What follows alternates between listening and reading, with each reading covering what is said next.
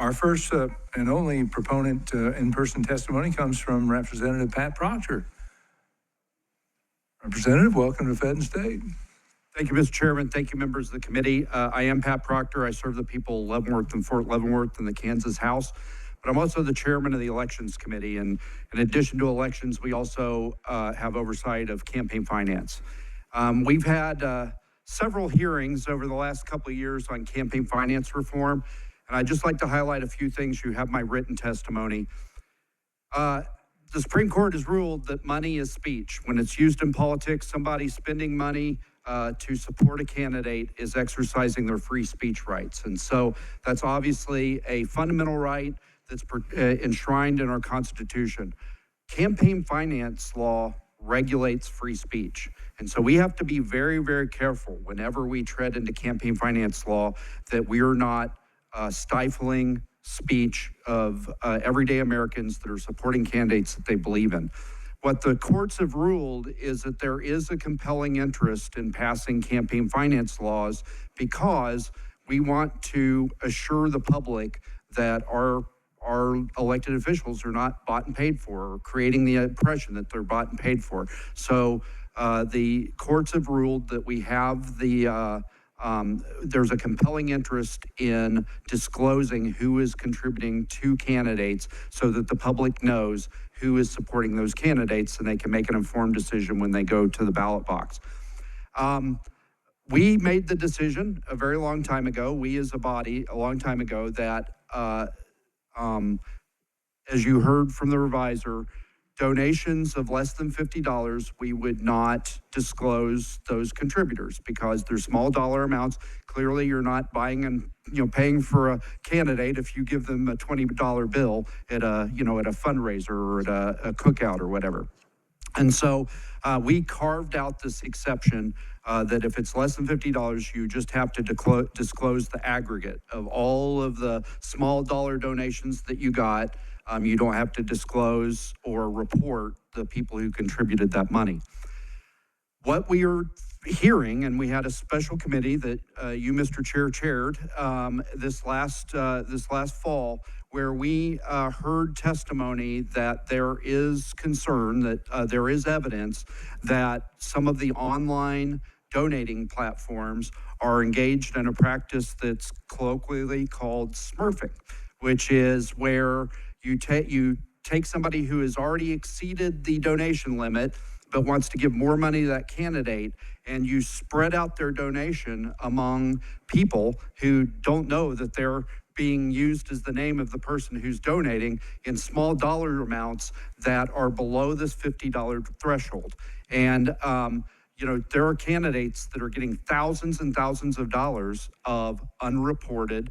It's just an aggregate, several $1,000s of anonymous donations. We have no idea who those are coming from.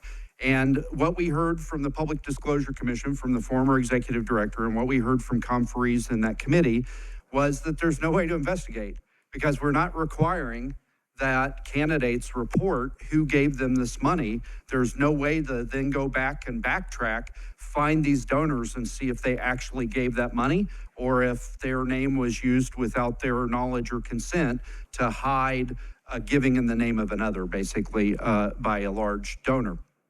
And so what this bill does is it requires the candidate's campaign, the treasurer, to report to the Public Disclosure Commission the identity of every donor, not just donors over $50, as the statute currently says. I still understanding that there's really no compelling interest in disclosing that person's name because they obviously didn't buy that politician with their $40 contribution. We're not going to report it to the public because there's no compelling interest, and it might have a chilling effect on free speech if that act of donating, which is free speech according to the Supreme Court, if we disclose 20, 30, 40, $49 donations. So we're not going to disclose it to the public, but we are going to arm the Public Disclosure Commission with the information so that if there is other evidence that donation, that online donation may be an act of smurfing, to use the term, the colloquial term, they can investigate. They can go contact that donor and say, hey, did you give this donation, or is it, or was it made without your knowledge? That's the intent of the bill. It doesn't really add anything to the powers of the Public Disclosure Commission. It just arms them with that information so they could investigate this if there was suspicion that it occurred. And with that, Mr. Chair, I'd be happy to stand for questions at the appropriate time. Thank We're putting a lot on our treasurers, because they're not full-time. They are actually, I'm just so glad that somebody volunteered to help me, wow. And so, I even remember this last campaign reporting. My treasurer had to call me a couple of times, and then I had to call just for clarification. Don't you think we're putting too much on them? Mr. Chair, if I might, I acknowledge this is an additional burden on treasurers, and perhaps this isn't the mechanism, but I think we need some mechanism where the Public Disclosure Commission has this information so they can investigate, because this is if it is occurring, this is a very serious issue. If you don't know where the money is coming from, you do not know that it's coming from, for instance, an American. There's a law that says whether you're running for dog catcher or President of the United States, you can't take 1 cent from a non-citizen. And we'll have no way of knowing if we're not tracking, these donations and able to investigate to see if, the person who's claimed to have donated actually donated. There are instances of, foreign billionaires dumping tons of money into nonprofits. We just don't know if it's happening in candidate campaigns because we're not tracking these small dollar donations.